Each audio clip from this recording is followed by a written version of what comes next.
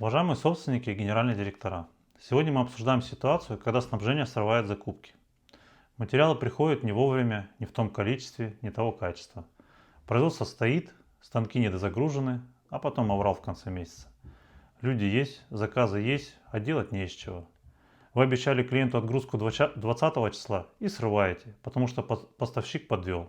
Вы кричите на снабжение, они разводят руками, ну не успели, поставщик не отгрузил, или вы сами задержали нам оплату.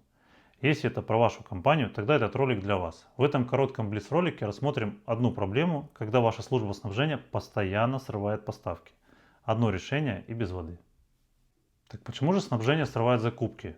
Вы же даете им планы, вы же утверждаете бюджеты, вы же требуете вовремя. Почему материалы не приходят? Причины, которые они вам называют. Поставщики подвели, цены выросли, не успели пересогласовать.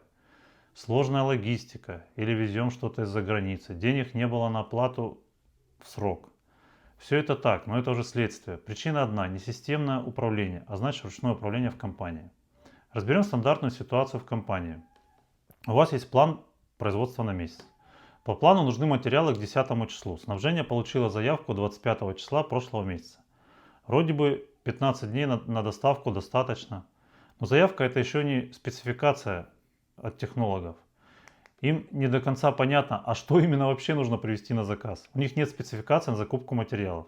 Снабжение переспрашивает у технологов, технологи уточняют, проходит неделя, другая, торги еще 3 дня, согласование бюджета 2 дня, поставщик 5-7 дней на отгрузку, доставка еще 3-5 дней. В итоге материал приходит с опозданием в 3 недели.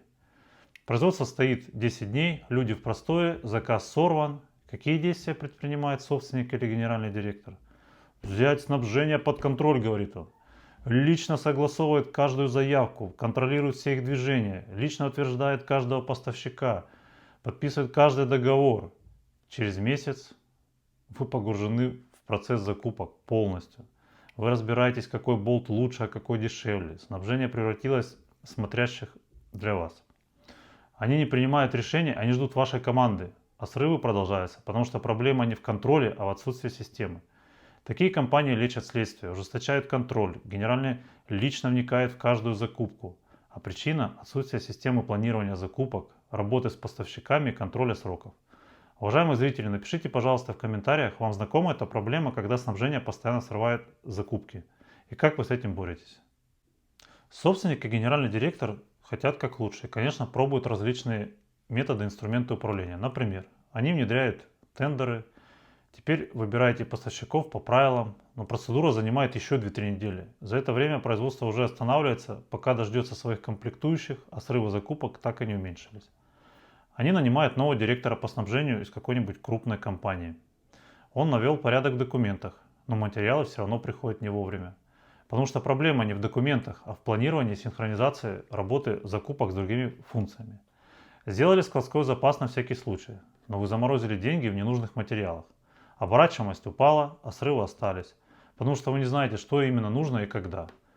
Почему не помогли все эти действия? Потому что вы пытаетесь управлять закупками отдельно от производства и других функций компании.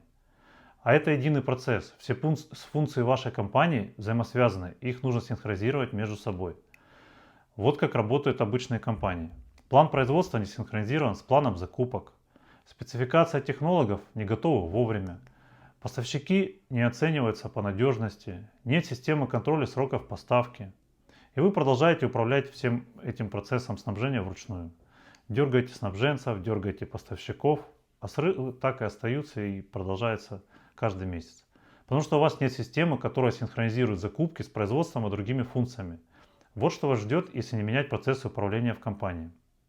Производство будет простаивать, потери для вас миллионные. Клиенты идут к тем, кто отгружает вовремя продукцию.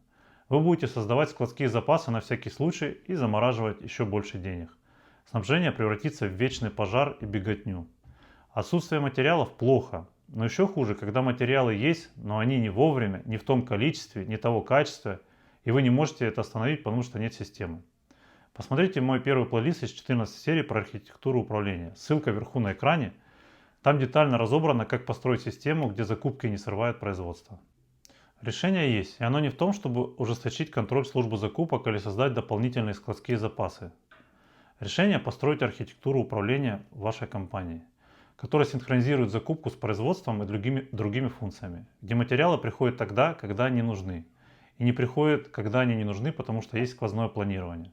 Как архитектура управления работает со снабжением? Шаг 1. Мы синхронизируем планы, план производства, план закупок. Не отдельно, а в жесткой связке. Никаких вы мне дайте заявку, а я подумаю. Система сама подтягивает потребности, закупщику теперь четко видно, когда какой материал привозить, не по заявке. Шаг 2. Настраиваем нормативы сроков закупки. По каждой позиции срок закупки. Снабжение знает, когда нужно запустить заказ, заключить договор, чтобы материал был на складе к нужной дате. Без срывов, без простоев описываем весь процесс закупок от преддоговорной деятельности до поставки и приемки ОТК на входном контроле. Шаг 3. Внедряем управление поставщиками. Оценка по срокам, качеству, цене. Поставщики, которые срывают, уходят.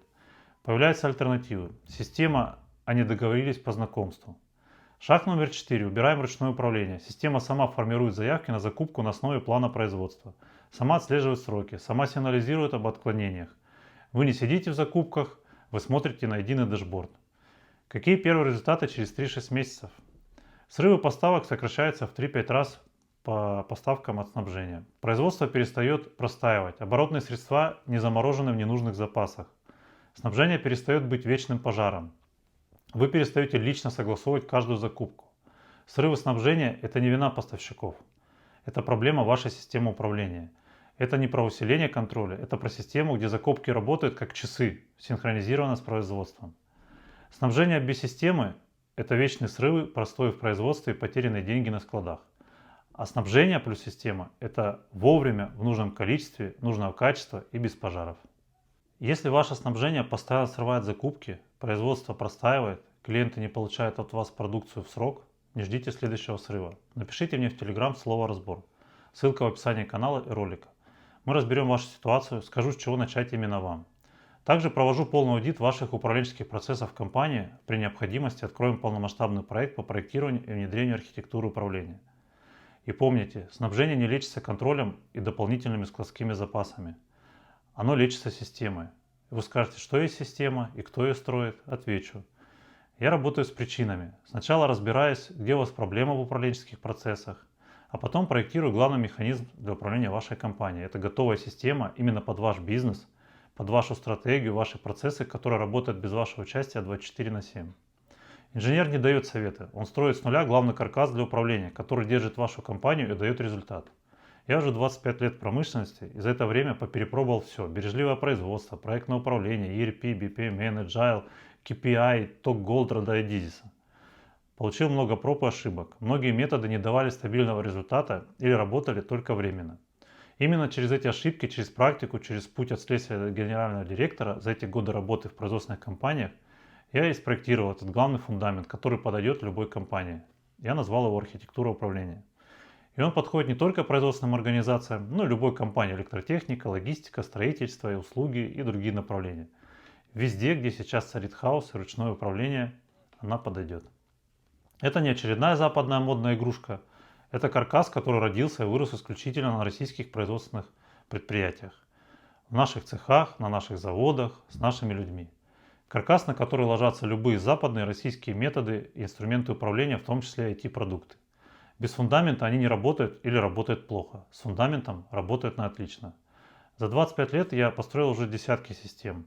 Знаю на опыте, что работает, а что нет. Архитектура, которую я внедряю, реально повышает производительность, возвращает управляемость компании, снижает расходы и незавершенку, ведет к прибыли и развитию компании. Я проектирую архитектуру управления как инженерный проект под вашу стратегию, под ваш бизнес. И продаю вам не обычный консалтинг, а работающую систему для управления бизнесом или компанией, которая прошла проверку боем в России и Киргизии. Подписывайтесь на канал, жмите на колокольчик, чтобы не пропустить следующие выпуски. Быть сильным руководителем – это ремесло, и ему можно научиться. Увидимся в следующем ролике. Всем вам удачи!